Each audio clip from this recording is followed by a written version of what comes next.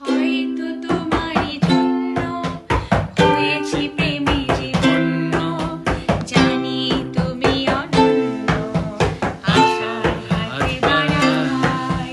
যদি কখনো এ প্রান্তে চেয়েছি তোমায় জানতে, শুরু থেকে শেষ প্রান্তে ছুটে ছুটে গেছি তাই। আহা la la la la la la la la la